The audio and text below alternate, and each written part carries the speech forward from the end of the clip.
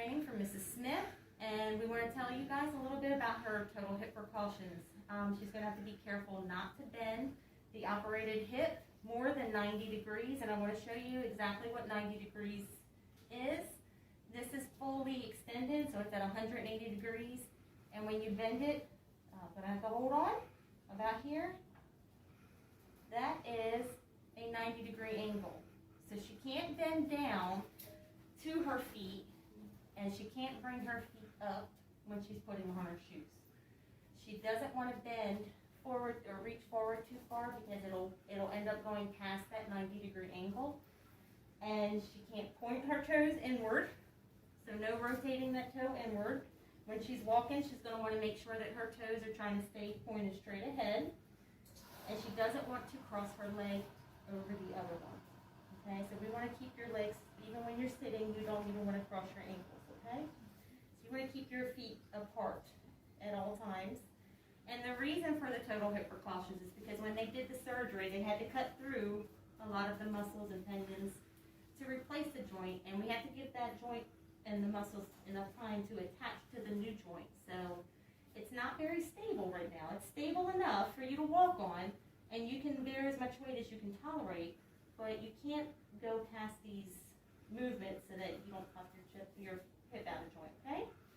So we want to kind of show you what she needs to do to get on and off the commode and in and out of her tub shower combination at home. So we're going to walk slowly this way.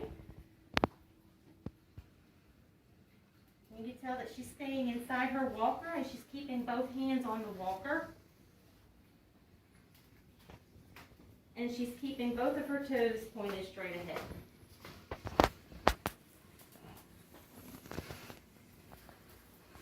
Now before we go in, I want to demonstrate what we're going to do, okay?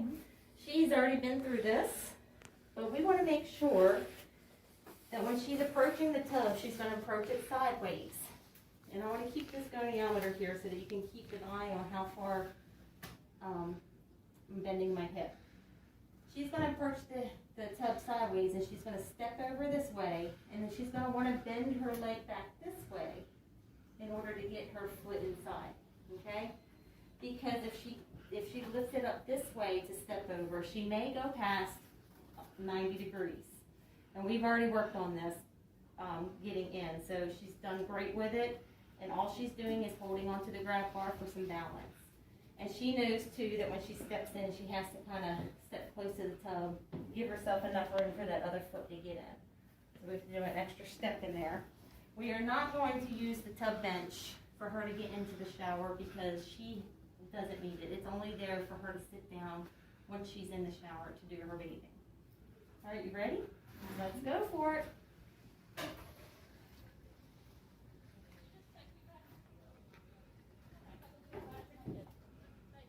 Good job, Mrs. Smith. Good. How's that hip feeling? All right, you got enough room for your other foot? How's it going? Good job. Go ahead and bend that knee back. Perfect. And she's in, and at this point, she would be able to back up to her tub bench, reach back, pop that leg out, and have a seat. And we're going to do the opposite to come out. You ready? Come on up.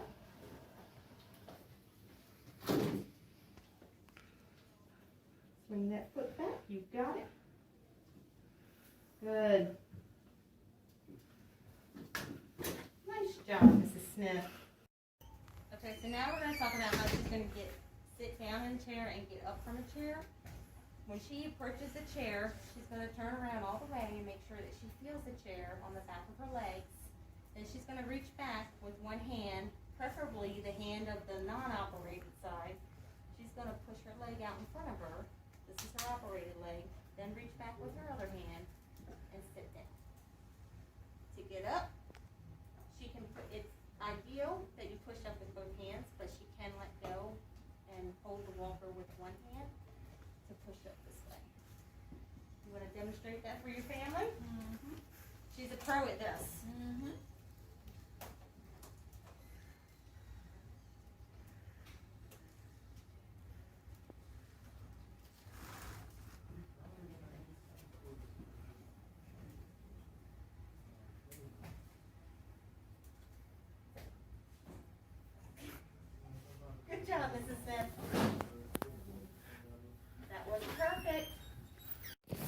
Okay, now that you've seen the tub transfer and the chair transfer, I want to talk about a few safety things that you're going to want to look at home.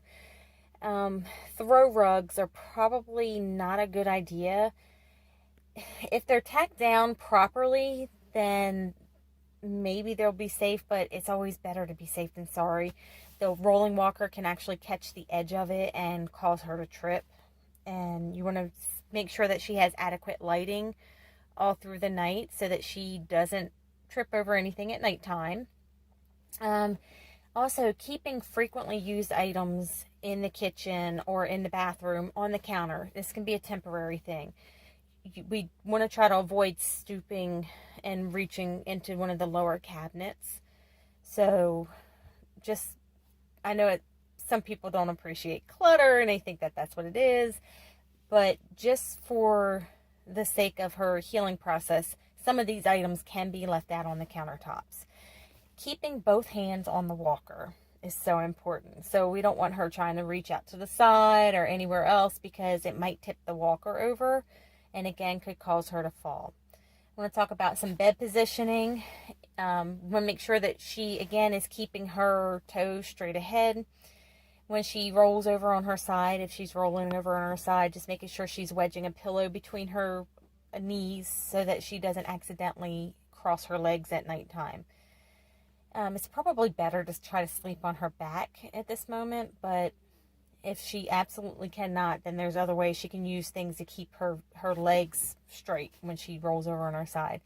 We actually didn't get to show you the bedside commode frame over the toilet, but when you receive the 3-in-1 bedside commode, you will remove the bucket from the frame, and then you will move that frame and put it directly over top of the toilet. And this gives her 2 handles to push up on, or even when she's lowering herself. And the technique that she will use will be exactly the same technique that you saw in the previous video with the chair.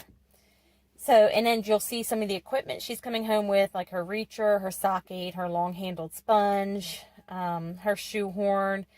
We do recommend some slip-on shoes or maybe even like Velcro or elastic shoelaces so that it will prevent her from having to reach down there and tie her shoes. And she knows how to use all of her adaptive equipment, but that is again to keep her from bending too far forward.